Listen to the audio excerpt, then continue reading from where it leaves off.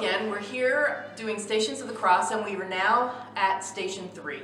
So let's look a little bit about what is that about. You'll see on our poster here that we have Jesus carrying his cross, but now he's down on the ground.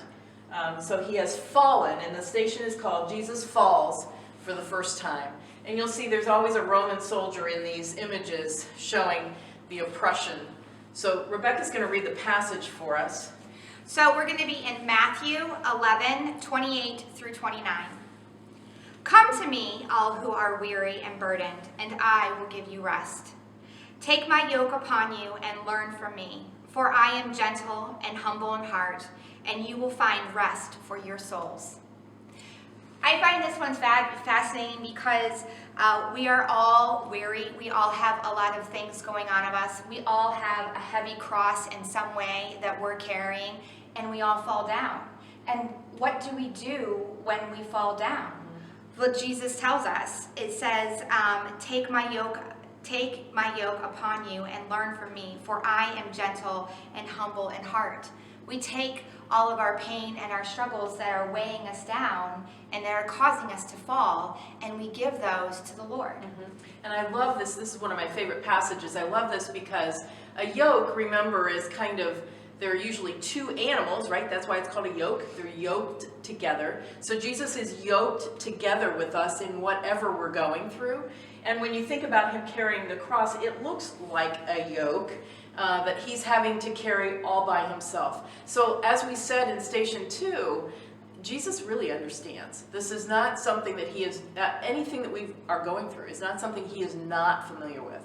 If you get to read all the way through the Gospels, there are just so many places where it parallels our own lives.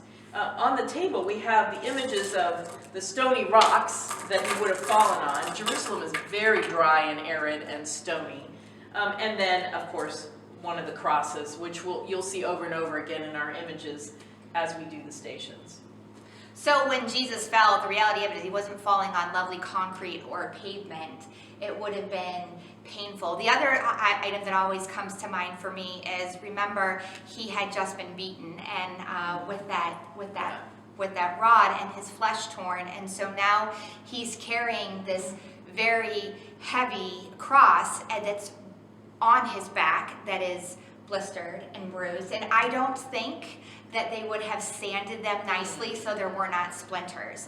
So him falling is not a matter of, oh, hey, let me show people that you can get back up.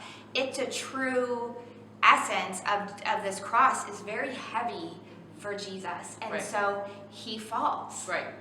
And again, at this journey that he's on, he knows what's the ultimate destination, right?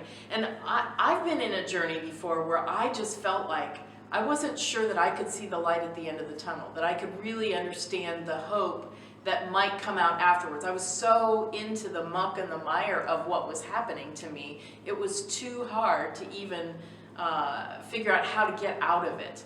But we need to remember that the hope is that Jesus is with us, that God's presence is with us, and God's love surrounds us no matter what we're going through.